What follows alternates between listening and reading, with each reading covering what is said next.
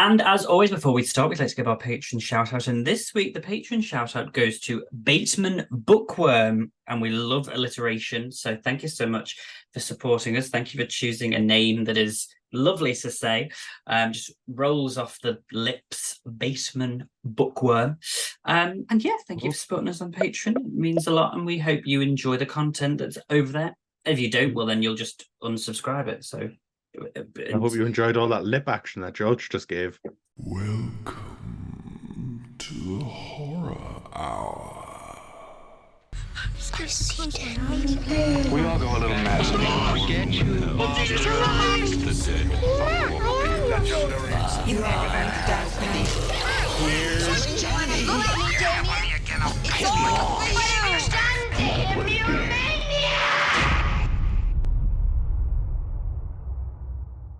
Hello and welcome back to the Horror Hour, the place where we discuss, debate, and disagree on all things horror. I'm one of your hosts, George, and today I'm joined by my fellow co-hosts. We have Liam. Good day. Good day. And we also have, they're coming to get you, Barbara. It's Nick. Hi, Nick. Good afternoon. Live from the Blair Witch County of Maryland. I should have said, welcome. Welcome back. Welcome back. It's me, Boo. How are we both today, Nick? How's the graveyard? It's quiet. It's peaceful. I am doing good after the chaos that was last night. Yes, that was. We're recording this after after the famous Among Us live stream that went down probably probably last week now. So if you haven't checked that out, do go and check it out. It was interesting. A lot happened. Yeah. We just found out it was Chew. I reckon we should vote Chew off. Nope, I won't. You just call me a nigga at this point. Literally, Just call me the N word. What are you doing? Now, how do I? Come on. 2 weeks. What is happening? True, I would never call you that, man. I'm just trying to vote you off. But today, our topic is we're going to talk. It's kind of like, well, I would say it's an iconic moment. It's the most important, or nay, the best horror of the last decade. Now, when I say decade, I'm being exact. I'm not being like, 2010s. This is 2013 to 2023. So if your movies are not in those years, get them out, because that's not a decade, that's over a decade. So I'm intrigued to see what years everyone has honed in. What was the best year for horror? Maybe we've got quite a few films that are in the same year, or some very similar films in terms of just what we all agree as the best films of the decade. Let's find out, and without further ado, let's get into it. So Liam, why don't you give us your first pick? Okay. First up, I will go. I'll start recent. So I will go with 2023's Sick. Mm-hmm. It was a streaming movie from the beginning of this year. Was it Peacock? Yeah. Let's see, UK. It wasn't Peacock here, so that's why I questioned it. It was such a surprise release. I don't think anyone seen this film coming. It was. I don't remember anyone ever talking about it prior to its release, and then all of a sudden it was on all of the reaction channels. And everyone was talking about it on the Twitters. It brought back. It reminded us why we loved Kevin Williamson. It was so well written. It was so well planned out that everything just worked with regards to it. The twists, the turns, the opening. Again, he wrote another amazing opening for us. So what more can we want from him? Like, the man knows how to open a film. Oh, Was you uplifting little, somewhere then, Nick? like, No, I Were you heard getting- like a helicopter or something. It's probably a helicopter staring at you thinking, why is this weirdo just sitting in a graveyard? Like a newscaster, so I could be like, I'm gonna be on the television. You're a star. That's right. And it also gave us one bloody hell of a good chase scene. Was so long, multiple settings, multiple different types of settings. Like, it went from land to water to a house. Like, that thing was so long. And just the whole time you were just sitting there like, oh my God, what's happening? What's happening? What's happening? I don't think I've ever felt such anxiety watching a film as I've felt on the boat raft. Oh yeah, the rap scene was awesome. Yeah. Oh my God, my heart would not take it. Like, nice, just like coming up between the boards. I'm a fat person. The palpitations, they one more and I could have been dead. So that is why I wanted to say sick. I agree. I mean, it was. I love that.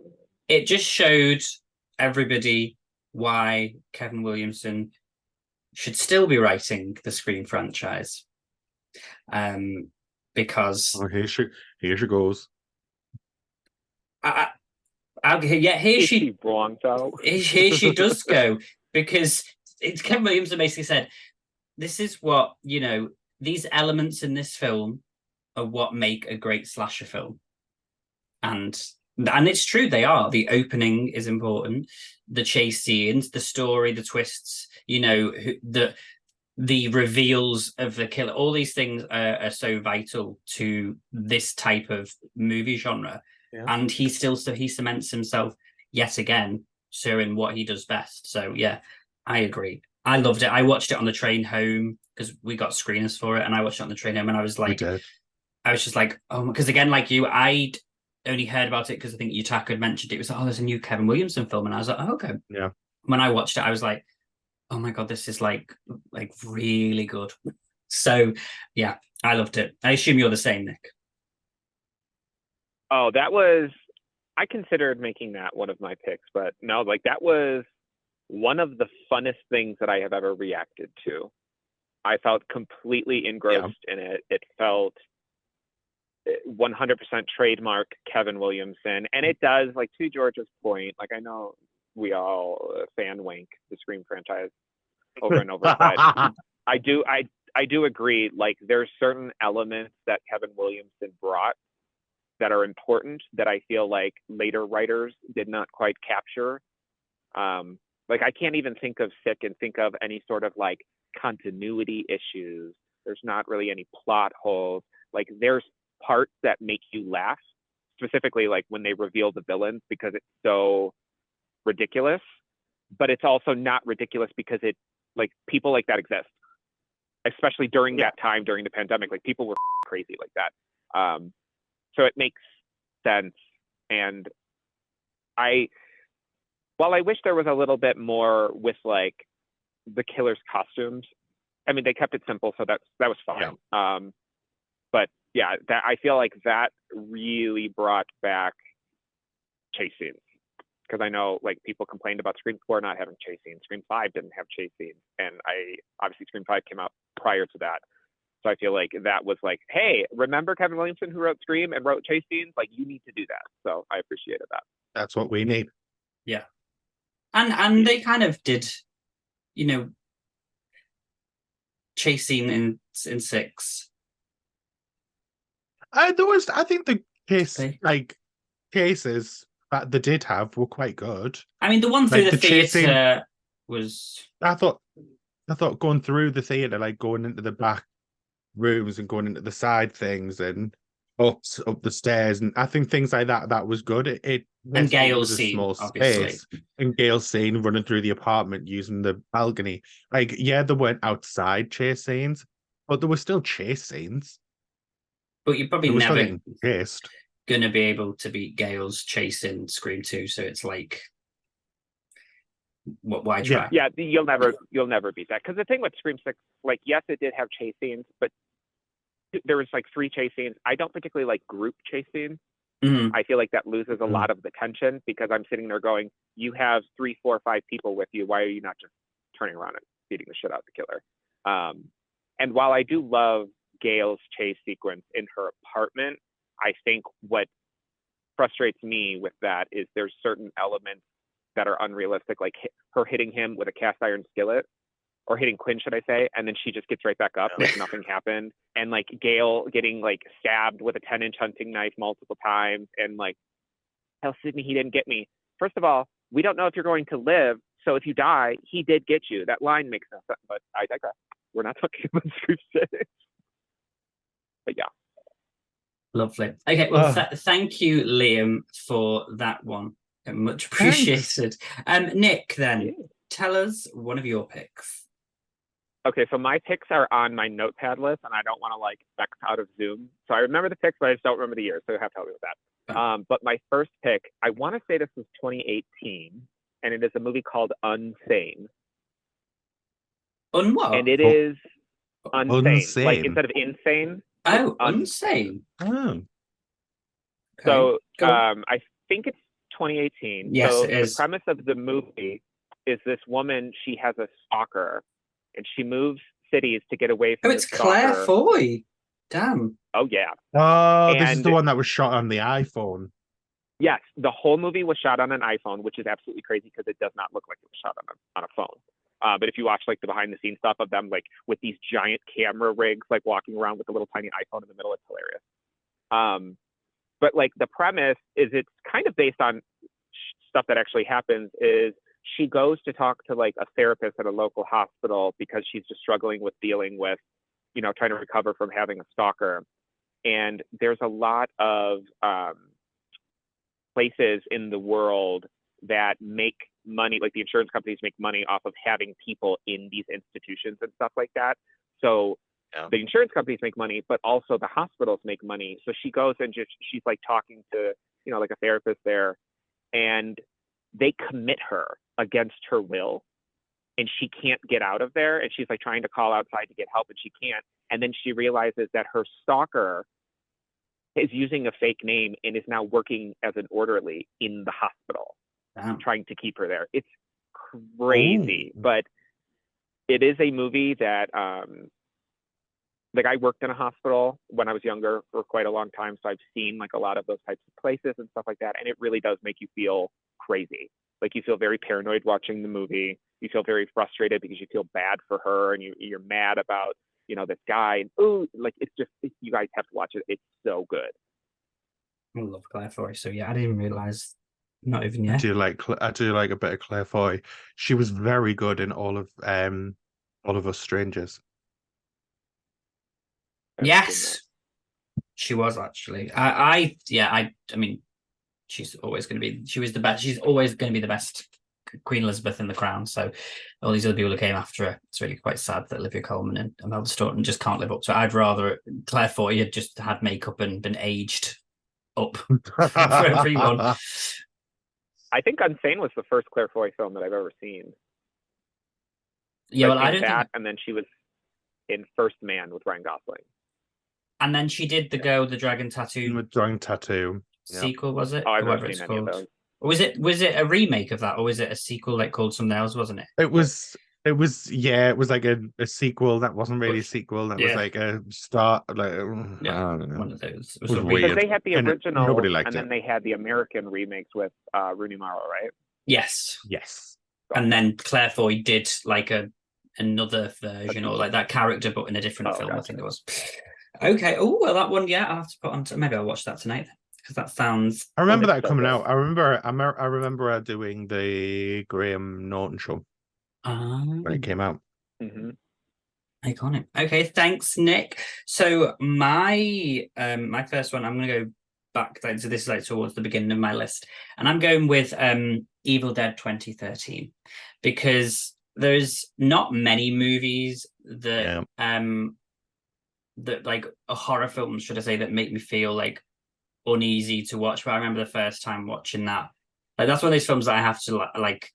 Even now, I'm like, oh, with it because it was just like so graphic and just so crazy, and it was really nice to see because I feel like for a long time there hadn't been many newer mainstream horror films that had kind of been, other than Saw, that had kind of been gore fests. But I feel like this movie did such a great job with fantastic acting, a retelling of a story, but not being a literal remake, as it were, taking the story into a new direction and having these characters, but having it set in this within the same universe.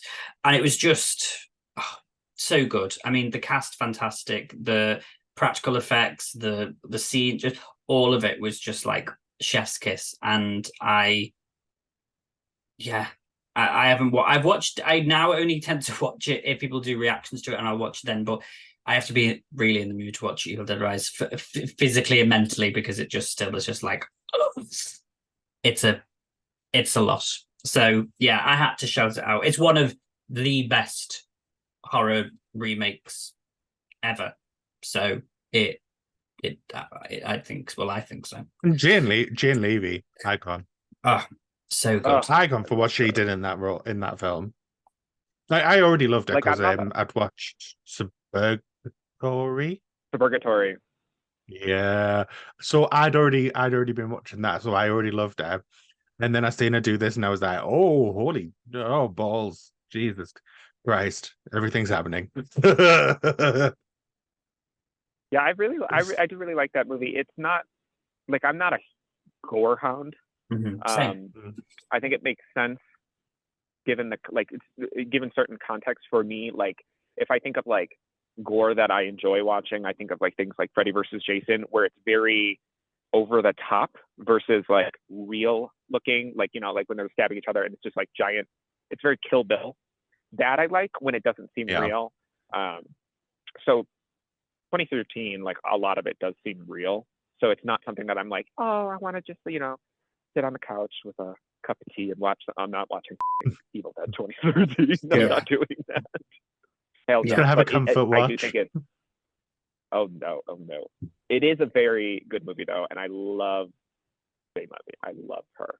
Yeah, I would really like to see Mia again. I think she's a really cool, like a different final girl. And loved Evil Dead Rises. And Alyssa Sutherland was fantastic. But I would have liked to have seen a little some of Mia in in a sequel to that film, or even just another film in general. I'd like to see Jane Levy get in like another horror film, like playing a final girl-esque. So yes, had to be said. Evil Dead 2013.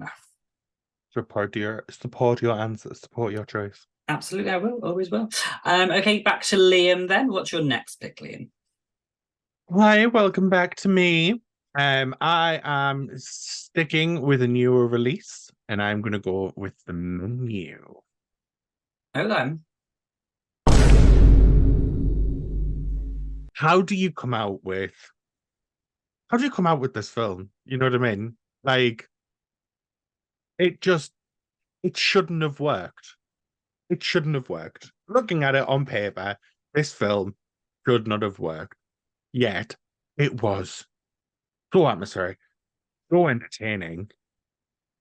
Like, from start to finish, the acting sold everything in this film. You despise Nicholas Hoult from the moment you meet him, which is exactly what you need. It's what you need to do to watch this film. You need to despise him. You have an unease with Ray Fiennes as chef, but you're also intrigued, and that also plays in to everything overall. which really makes it stick with you. Like when the film eventually ends, that ending of just making the cheeseburger and being happy, he's just making a cheeseburger. Just it it's the way that they've made the film. You wouldn't, if this film wasn't made as well as it was, that scene wouldn't have brought so much tension and joy, but also joy at the same time. Mhm. And then just watching her eat it while everything's up in flames. Like how did it work? How? Still to this day, don't understand how this film was as good as it was. Because it just didn't make sense.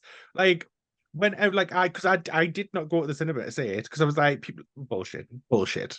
Like I've seen the trailer. This film should there's that no.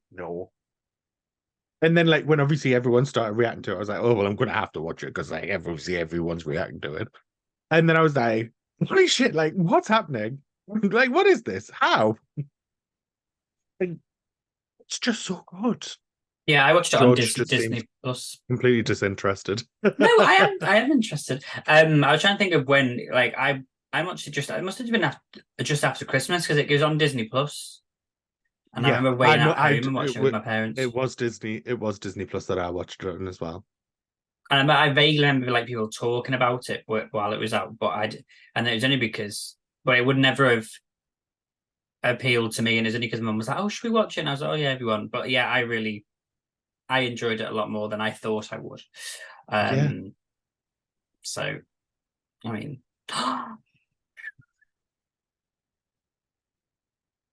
they're probably visiting someone they know. Are you leaning on somebody's grave there, or is that a wall? Huh? No, I'm on a bench. Okay. I thought you just like that on someone's. Don't want to be disrespectful. No.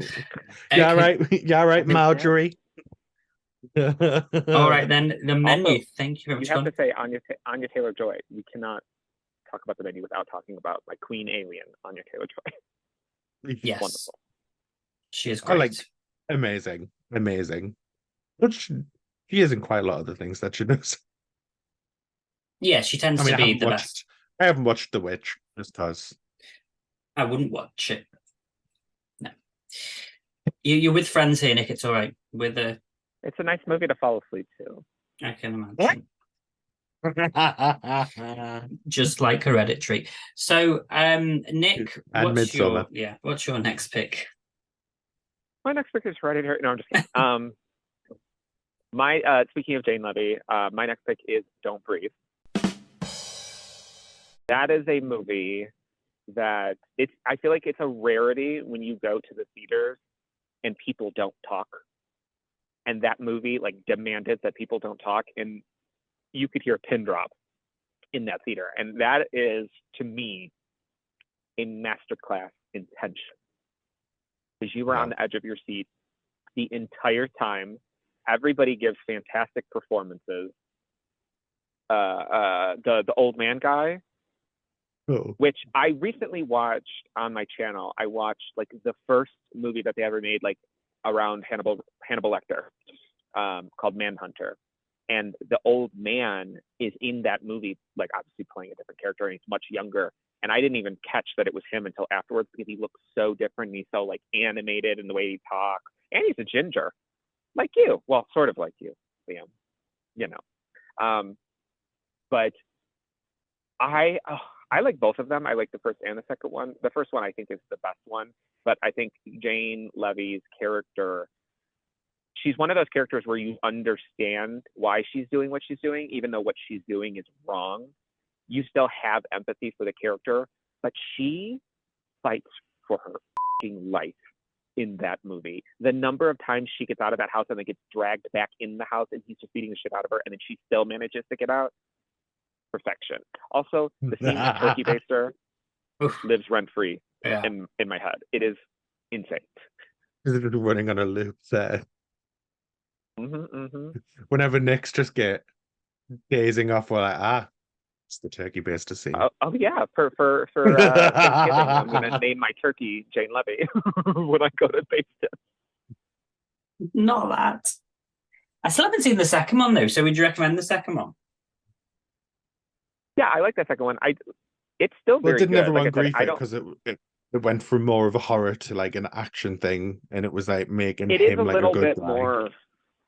It is a little bit more actiony, but it's still like somewhat of a similar premise to the first one. But this one, because like with the first one, his whole thing what caused him to go crazy was because he lost his daughter in a car accident, and then in this one, I forget it because I've only seen it the one time when I watched it when it came out on the channel.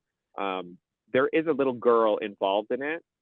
I don't remember who the little girl was. Like he's taking care of a little girl, and then people break in, and then they're with the girl, and then his whole thing is trying to protect the girl. So he's up everybody that comes in the house. And I get people's what they're saying about it. Like, you know, in the first one, technically he is like a and it does sort of pay some empathy towards him, but he also acknowledges in the second one. He's like says towards him, he's like, I'm not a good person. I have people. I have done these things. So like, it's not like they're letting the audience forget it. They're acknowledging it. You're just watching this story. So I still liked it. Yeah, it is. As I said, the first one is really That's good. all that matters.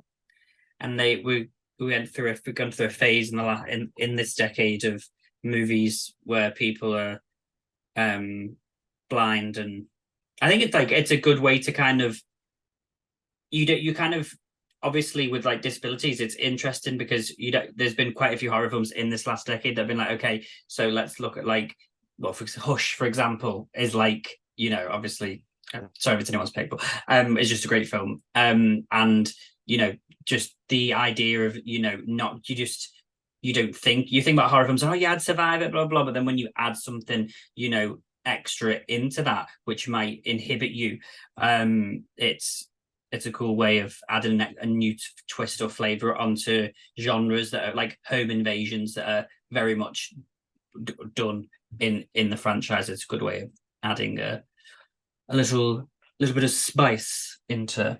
And it's sprinkled as disability spice on the film. Well, plus, like, even if it, depending on what the next decade, is, whether autism. you know, it's like the character in Hush, who is the protagonist, or you have the character in Don't Breathe, who is the antagonist, or I think of like, depending on how you feel about the movie, the Predator, the one where the kid who basically saves the day because he has autism.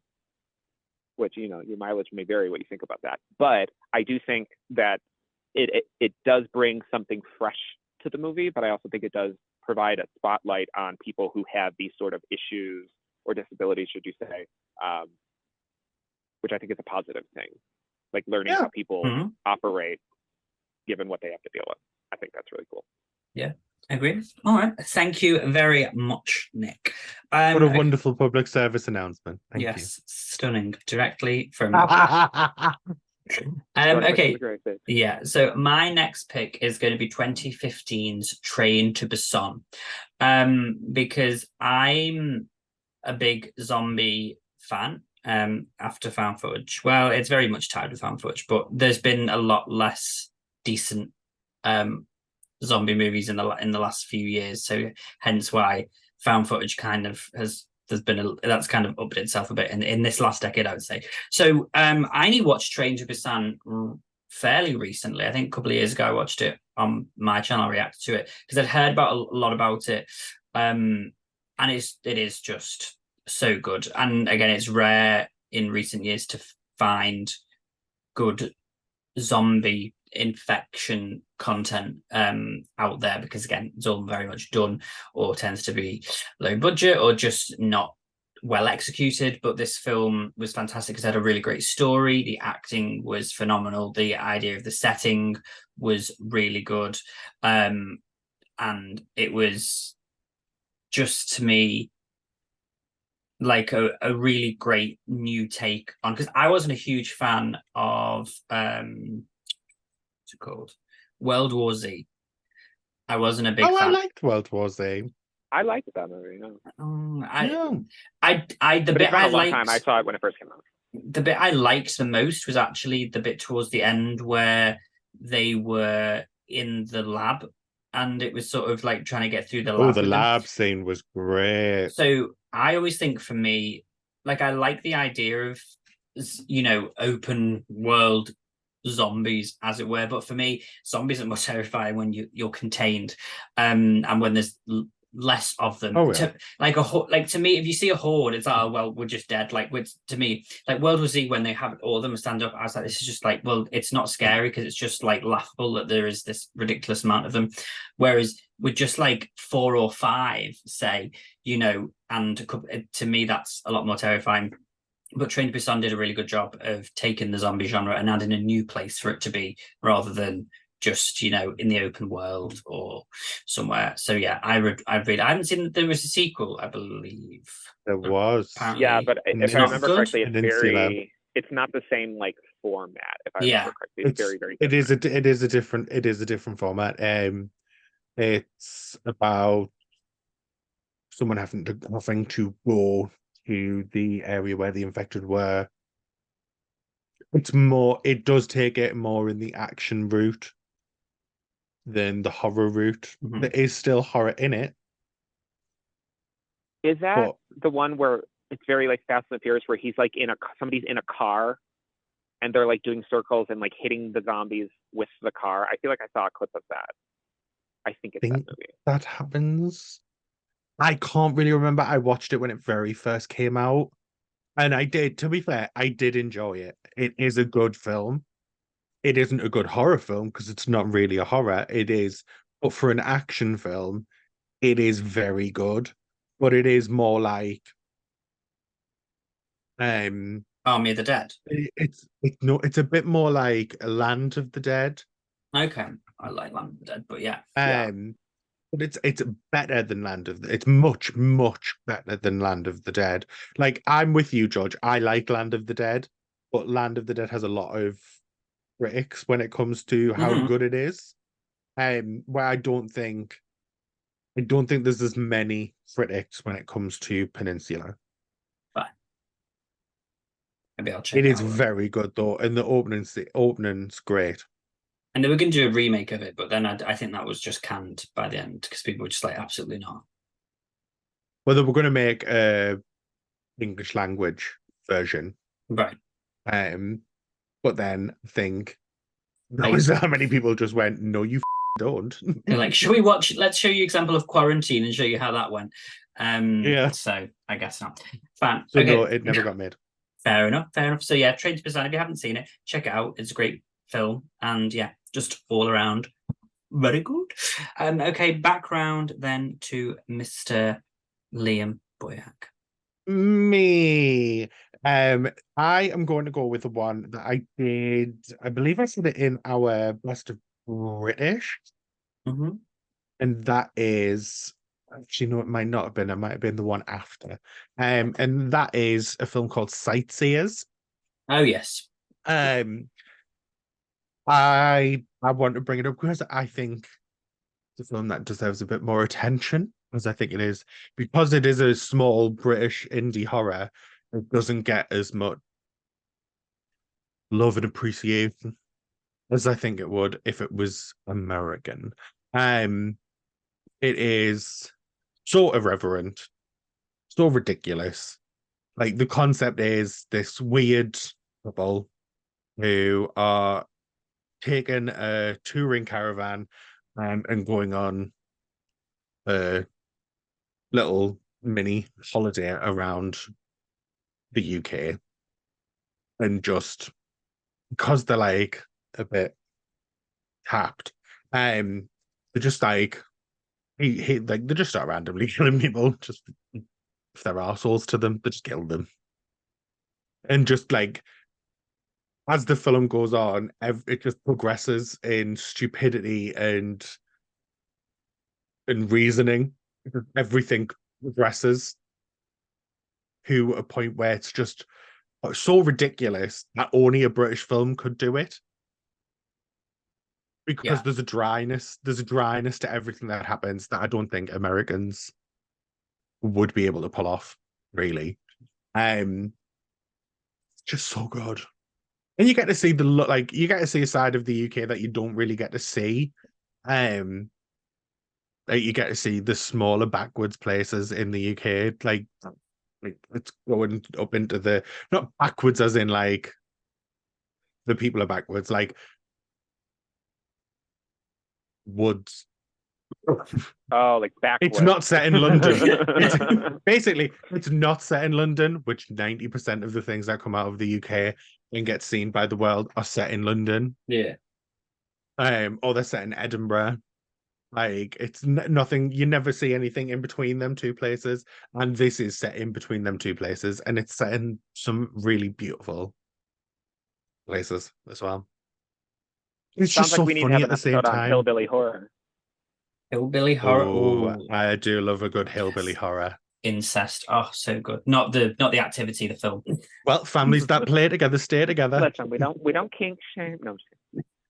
Absolutely not. Okay, thank you, Lib. Yes, I still haven't seen that, but I watched the trailer after we last spoke about it, and yeah, I do. It does look really funny, so I will have to check it out. Okay, thank you. Nick, how about you? I think this movie was 2016, but it is Better Watch Out. It's like a Christmas holiday themed. Oh, yeah. And this is what I consider the origin story of Billy Loomis. Because the little kid is a demon. He's a little demon. But it is, for those who haven't seen it, it is this girl, the teenage girl that's babysitting over, like on a holiday around Christmas.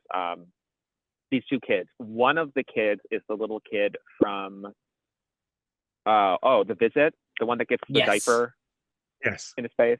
But the way that the movie starts is you start to believe that there's somebody like watching the house, trying to break into the house, and then there's a plot twist and you learn that it's the main little kid that she's babysitting is like a little like Home Alone Billy Loomis psychopath and has all these traps set up and all this other shit, and he's like obsessed with her and he's gonna it's crazy. But it was, I had never even heard of it before people started requesting it, and I reacted to it. And I don't know, it's so good. It's a movie that definitely, the kid is one of those kids that you just want to punch. But he's like, it's a great performance, and he's so evil, but you just want to punch him. And you especially want to punch him because the ending, like, it's not the type of ending you think. Yeah. I don't want to spoil the ending, but it's not the type of ending you think. So you're like, oh, motherfucker. But then there's, again, another little twist at the end that you're like, yes, thank God. I would honestly be down to watch a sequel to it because I feel like they set it up in a way that there could be like a Halloween 2 type sequel. Yeah. And I would love to see that. Also, it has cameos by Patrick Warburton, who, Stephen Stone or, American Dad or whatever. And then I forget her name, but the actress from the original Candyman. Beautiful. She's beautiful. Oh, I forget her name. Virginia Madsen. Virginia Madsen. Yeah, that's it. She's in it. They play the little kid's parents. That's such what is it, Dupree? Dupree Montgomery or whatever he's called. Is that the little Billy Lou? That's the one from Thingy, isn't it? Stranger Things. Yeah. The one who the Flair Max's brother. Yeah, Max's brother. The hot one who's like a dick. Oh yeah, he's the one that in the backyard. Okay, gotcha. Yeah. He's the boyfriend. Gotcha. Yeah, I forgot he was in it. yeah, he looks much better without that hideous wig on from Stranger Things. Well, I don't think that was a wig. Wasn't that just his hair?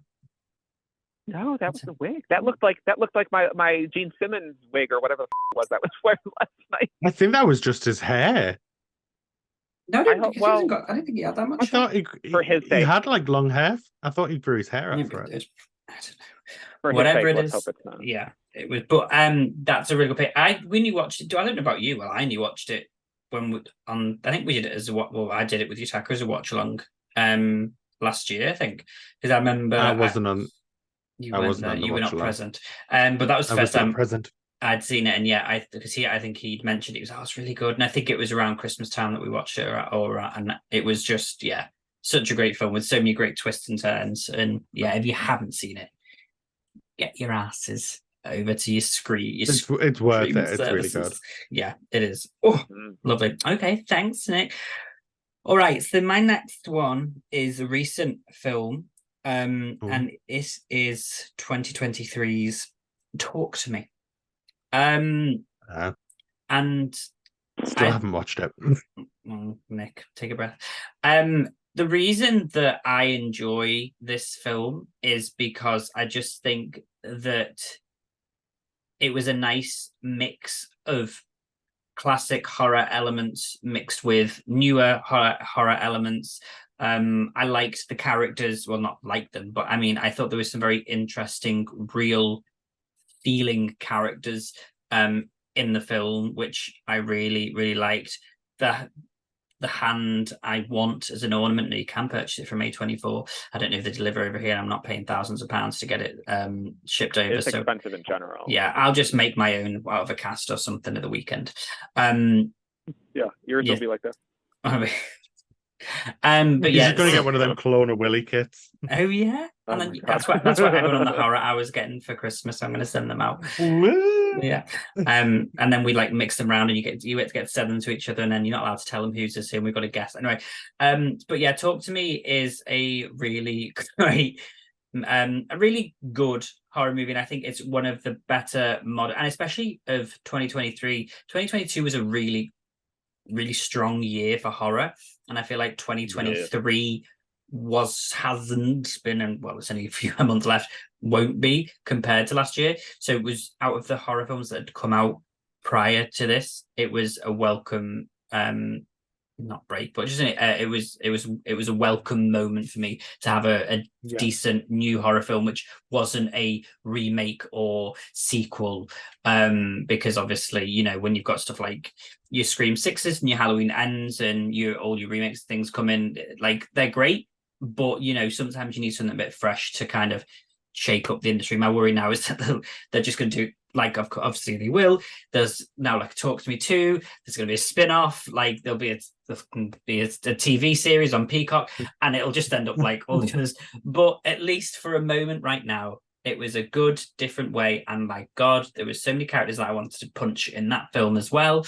And of course, it was really nice to see a young Pugapilla in the main role as the little child. So it was, yeah, it was a lovely I still film. haven't watched it, but I know everyone keeps on saying it, so I'm just saying I really need to watch it. You still haven't seen it? Still haven't seen it. I keep on meaning to put it on, but then I'm just like, oh, shit mood. I'm gonna put something stupid on. It's really good. It's really good. I wouldn't say it's like one of my favorites of this year, but I agree with all of George's points that it felt like a breath of fresh air. Yeah. Especially after, like, it feels like it should have come out last year when we were just getting banger after banger after banger.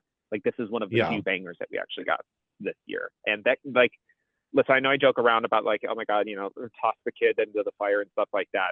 But in general, I mean, I don't actually like hate all children. The kid, Mini Pugapillar, in that movie, I just wanted to protect him. He was just so sweet, and he didn't deserve any of that. And there's a couple scenes in that movie that are definitely, George, you know what I'm talking about, that are definitely hard to watch. Yes. Like, from a gore standpoint, because it looks real. Oof. Like, I wasn't expecting the gore in it, because I thought it was definitely going to be a bit more of like a spooky supernatural movie, rather than, so when like one of those particular moment that everyone probably talks about happens, you're just like, oh my God, because it just keeps going, and you're like, oh. And then later on they're like, oh, you think we're done?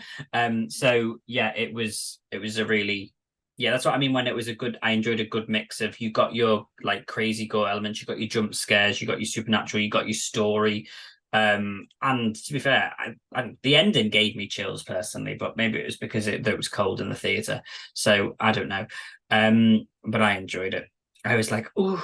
So yes, that will be my pick. Liam, do you have one more for Wonderful. us? Yeah. I have a list. I think it would be absolutely criminal if it wasn't here if we did not mention Terrifier 2. Not mention Terrifier 1. I really enjoyed Terrifier 1. But what Terrifier 2 did for horror, But indie horror. it was for indie horror, it was magnificent. It was a moment in pop culture when that film came out. And it is so rare for an indie film to be able to have that kind of grip on just a community as a whole. Um, like it was so stupid, and it just harkened back to wonderful camp horror of the past, but it added in the gore of now, and just thought it was wonderful to watch. I'm not like you two. I don't have any issues with gore. No, I Like, don't I have think it. gore's. Oh, I thought you agreed with Nick before. Sorry. Yeah, I don't know. I don't have issues with gore. I just don't find I don't find Yeah. gore scary. Yeah, that's what I mean. Yeah, Oh, it doesn't appeal. To, like I was trying to- right, okay. Oh, I prefer to be I spooky, love a like, bit of gore, scared. but I don't find it scary. Yeah. But I enjoy it.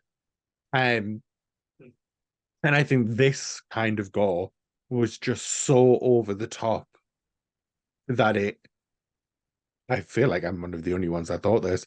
But it just pushed over into absolute insanity and hilarity. Like it was so funny. Like that 20-minute torture scene. Everyone else thinks it's like disgusting and the worst thing they've ever seen. And I just sat laughing. I could not stop laughing at that scene. I thought it was great. Yeah, I mean, I don't know whether that's just because I clearly have issues. I like to me, it wasn't even that it was like it was like you said, stupid. So I just didn't enjoy it because I was like, well, this is like something. This is like something you'd see in scary movie. That's a way to my heart. Stupidity is Yeah, but that belongs in a comedy film.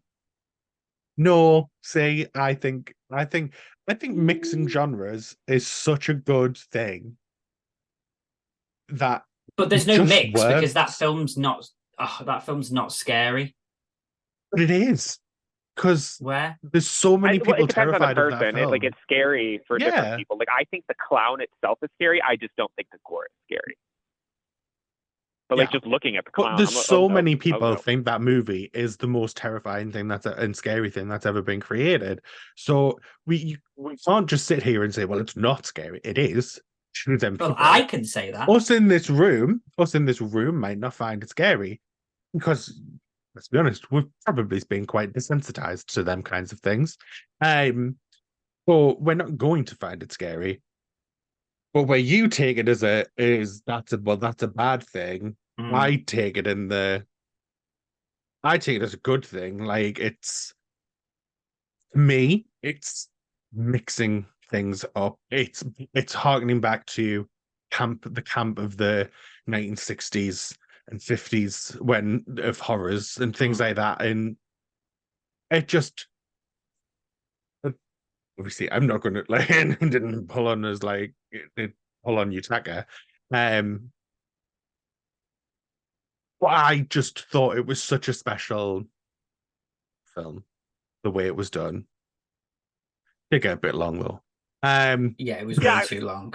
I feel like it just falls into one of those like subgenres of horror that maybe not everybody gravitates towards. Like there's a lot of people that don't like found footage. There's a lot of people that don't like supernatural stuff. They prefer like the slashers. So I feel like it definitely evokes a lot of like old school splatter film type stuff. And it's obviously amped up now. But do I think like the story is coherent or makes sense? Not at all. Not at all. There's barely even a story. It doesn't need to. Right. It reminds me a lot in a sense of, for me, the way that like the things that I like about it, of like Winnie the Blood and Honey, whereas I thought it had spectacular atmosphere and it was shot it's shot beautifully. Also, I cannot talk about Terrifier 2 without mentioning the opening credit sequence which plays the Midnight, which is my favorite band. Oh, it's so good. It's so good. Will I ever watch the movie again? Absolutely not. But Would watch it again. yeah, I mean, I wouldn't watch number it one. does have it. I would watch number 2 again. It's just so long. I remember watching the first one when it first came out, and I was sitting on the couch with somebody, and we're like watching it, and we just kept looking at each other because like it had been so long since we'd seen anything like that. And, like the Saw sequence, I was just like, what are we watching right now? Like this is crazy. But yeah, I think it was like big for the horror genre. I think it brought back something that a lot of people thought had been missing. Yeah, no, I fully agree. I fully support it. Can't wait for number 3. And set Christmas. What a magical time. I will be reacting to that on my channel. I'm not looking forward to it, but I'm so excited. But why are they releasing it after Christmas? They're releasing They're it not. before Christmas. No, January. October. They're No, releasing it, I think it's like October. October 24th. I thought I Yeah. saw something about I saw something about January or February. No, it doesn't come Okay. out till October. Oh, fair enough. Okay, well, thank you very much for Terrifier 2. If you want to see our reaction to it, you can go and check it out. Everybody hated it. So Oh my god, yes. Oh, I forgot about that. Yeah. Go watch our reaction and leave a comment on how much you hate it.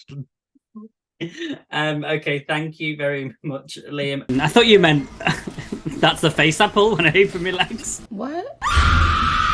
So the one that I would pick, which is apparently a slightly spicy movie, is Last Night in Soho. Yes. Oh my god, Matt Smith. I don't like it. It shocked me Sorry. to learn that a lot of people don't like the movie. It is so beautiful to look at. The colors are stunning. The performances are And it's wonderful. got your It's alien such queen. Oh yeah, my alien queen, Anya Taylor-Joy is in it, and it's so I like old timey shit, and it felt like a lot of like the dance sequences and stuff like that. It felt very old timey, and I love a lot of movies that don't take place in America because like I love to travel and stuff, and I just like learning about other cultures. And I feel like I don't even remember where that took place. Was it like Essex or something like that? Was it Something like where? that. No, it's in London. It's in London. literally the centre. It's the centre of London. Soho. It's in Carnaby and Soho. Yeah. Well, I don't know geography. I'll take you but to I don't know, I the to the pub where she works. I go past it all the time. I'm gagged. Oh my gosh, wait, every single time there's a place here in Denver that every single time me and David drive past it, it's called the UK pub, and it's got like a giant UK thing. And I'm like, when they come here next year, we're bringing them there. And he's like, why? Because it says UK. And I was like, yeah, I want them to feel at home, you know? So, Yes, we've come all the way to Denver just to be at home. right. But no, that movie, and it has a fantastic soundtrack. It has it's got a really good cast. I've never watched, I think it's Doctor Who or whatever the bad guy. Yes. What is he from? Doctor, Is it not Doctor did you Who? say? Doctor I Who. think it's Doctor Who, the biggest, longest I've running never watched. sci-fi show in the world. But pop off, I've never watched it. I know the other guy. David Tennant, I reckon. Yeah, I know him. Barty But, Crouch this guy, Junior. yeah, I love it. I thought it's such a trippy, visually stunning movie. Yes, and Matt Smith is visually stunning. Oh, rip them out. Hey. Just like tie me up and just punch me We're in the talking about horror. We're Oh, not talking about you slobbing knobs. Okay? Sorry. Slobbing knobs. But yeah, I love that film, and again, I like you. I love the vibe. I love the lighting. I love the kind of like Aesthetic. noir, like so just like those elements to it. Yeah, And noir. the icon. Oh my god, what's her name? Dame Liam. Game of Oh, Thrones. She passed away. Tell Cersei it was It me. was me. Dame Diana Rigg. Diana Rigg. Wow. She was really good. And also there's a great twist as well to it, so which I loved. Yeah, speaking of the twist, who plays the older lady? Dame Diana Rigg. Oh, that's what you're talking. Oh yeah. Oh, Yeah, oh sorry. my god, because you said that. You said tell Cersei, and I was thinking of the one that Cersei blows up in the cathedral. Jonathan The Price. younger one, and I was like, she was in that movie. No. Are you thinking of Marjorie Tyrell? Natalie Natalie Dormer. Dormer. Yeah, that's what I She's thought you were fab. talking about. Anne Boleyn in the Tudors. Oh, she's so good on that. Yes. Cressida in the Hunger Games Mockingjay, part 1 and 2. Oh yes, she was good in that too. Okay. Oh yeah, Last Night in Soho. Oh, I do love that film. Okay, thank you very much, Nick. All right, and my final one. Do you have a final one, George? I do. Oh my god, how amazing! I know. So this film, nobody else liked compared to its predecessor apart from me, and I feel like I spent most of since it came out to following now being the only one where people go, yeah, okay, we know, and it's Pearl. I love Pearl. Yeah, no, like everyone else didn't. So that's why we're like, I did. That's why me and Nick are just so in sync because we have so much in common. But yeah, so Pearl to me is we see each other. I just loved Pearl, and I think maybe again it was the experience of being in an awful New York theater, seeing this on like chairs that were horrible, like weird chairs. Like the thought that David could be behind any wall at any moment, and just like being, and it was just me and two gay guys. That is a terrifying idea. Exactly. Like, is he there? Was it like trying to be like an eclectic theater, or was it just like an old theater? No, it was just. I do love an old theater. No, it was like the entrance was cool. I did tell for anyone else who lives in New York, it's up by. It's just 90 something street. 96. Gail. It was, we see each other. It's up by well, anyway, I told David. Basically, when I told David I went to that one, he was like, "Why did you go to that one at shit?" And I was like, because I think it was one of our other friends who lives in New York told me to go to that one, and then denied that he didn't tell me to go to that one and said, "No, I told you to go to another one." Anyway, but the seats were like horrible. I told you to go to the Lincoln at something. Yeah, I went to somewhere anyway. AMC at Lincoln Square. That's where they told you to go. Yeah, and I think I went. But then maybe they said don't go to somewhere. And I think I went to the one they said don't go to. The one, anyway. Yeah. They told you to go to the Lincoln at AMC at Lincoln Square because you said, "Oh, people keep mentioning this cinema and this cinema," and they went, "Don't go to this cinema. Go to the AMC at Lincoln Square." And he took that as go to the other one. Oh my god! It's so funny that you said like you thought David was going to be behind every corner, because when I went to New York and I met David for the first time, we went to see The Whale, and he brought me to this like old school like rundown theater where like the seats didn't even recline. Oh really? Ooh. No, I did. So it was AMC Lincoln Square. I did go to that one. Oh, so and maybe they said don't go. They said they said they're all good, but don't go to AMC Lincoln Square. I went to that one. I mean, I loved going into the entrance. Sorry, this is just a really quick detour. Because it was like I felt like I was in Scream 2. Like it's quite like it's like this is like what you can't really see very well, but like it's all sort of Las Vegas-y. And like I was like, oh my god, the concession stand, and they were like. And I obviously went up. Didn't eat it because I would never. But I obviously asked for a medium popcorn, no butter, and a small diet Pepsi. And it was just like, oh god. But yeah, it was just me. So the experience thing added to the vibe. It was just me and this two gay couple were the only people in the screening. Then they started doing like this weird ass quiz before the show started on the screen. They were like, "Welcome to the theater quiz," and I was like, "What the hell is this?" They started asking questions. Anyway, I miss when theaters used to do that. So bizarre. So I think the whole experience added to my joy. All theaters used to do that. Well, I don't remember because I'm not old.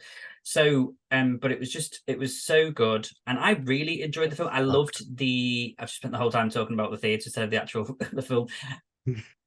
But I loved the film. I loved the drama of it. I loved the oversaturation. I loved the overacting. Like I loved. It was just like. Just it had a warmth to it that I just really appreciated. Obviously, whatever his name is, Sweet Corn Man. He's obviously lovely to look at. His name's still. Oh, the guy that's playing Superman now. Yeah, Sweet something. Yeah. Dylan so sweet. Anyway, he's always lovely to look at. And he was in Hollywood as well, wasn't he? Yes, he was. And Mia Goth, obviously, just so good. David Cornsweet. Cornsweet. There we go.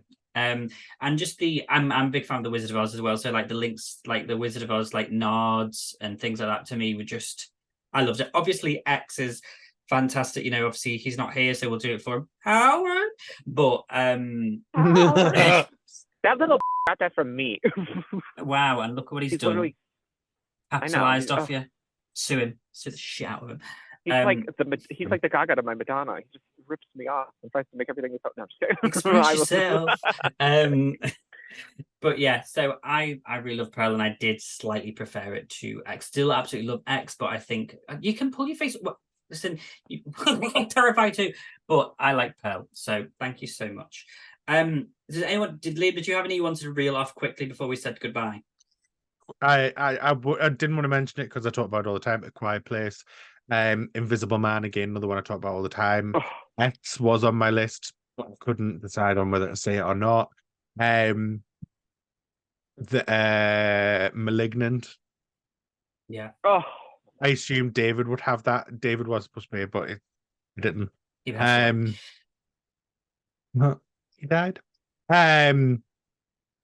It, even though I know Nick hates it, I enjoyed it. So, which one? Chapter 1.